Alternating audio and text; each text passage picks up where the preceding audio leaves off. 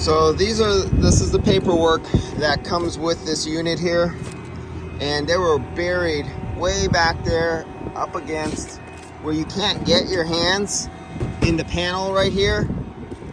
So I'm betting you, I know who did this installation, and I know the helper who helped on this, putting this unit in. And from day one, when this unit was put in, and the other one over there, there's two of them here, on one room, they could never cool the room properly. And there's more than enough tonnage here to do the work that's needed. And I'm willing to bet they never even went to an installation class for these Carrier Toshiba units, and that they didn't fill them properly. They didn't do the adder correctly, and they just hooked them up and opened up and let her go. And they never worked right from day one. So I'm going to give this paperwork to my son, since we've never worked on the Carrier Toshiba combination for the VFRs.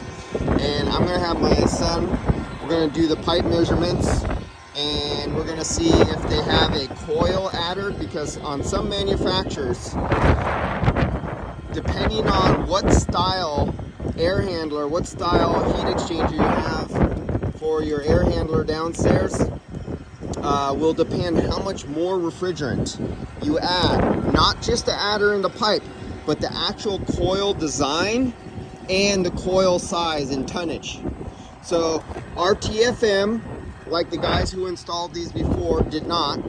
And I'm gonna hand this over to my son. He's been handling this whole job. The only thing I did was braze. My son did all the tape down work. He found the leaks and everything like that.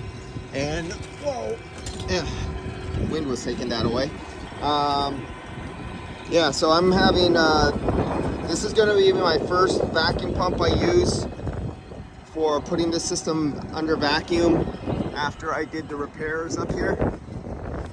So this is gonna stay on the vacuum pump overnight and get that oil and put the wear and tear, because there's refrigerant stuck in the oil, in the compressor, in the accumulator, any moisture.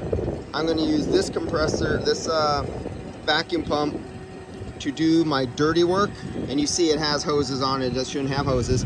Then I'm gonna bring up the Navac 12 CFM vacuum pump with the blue silicone rubber hoses and the stainless steel fittings, and then I'll hook up to that, and I'll let it go another 24 hours on that vacuum pump, because that vacuum pump, just changing oil, costs a bit on the other vacuum pump. This one is nothing. So this is going to do the dirty wet work with refrigerant and moisture, and then I'll bring up the other vacuum pump. So 24 hours on this one, 24 hours on the other vacuum pump. All right, I'll see you guys. RTFM, read the manual. These never worked right, but hopefully after we're through with them, they've been here for years, they'll work right when we're through.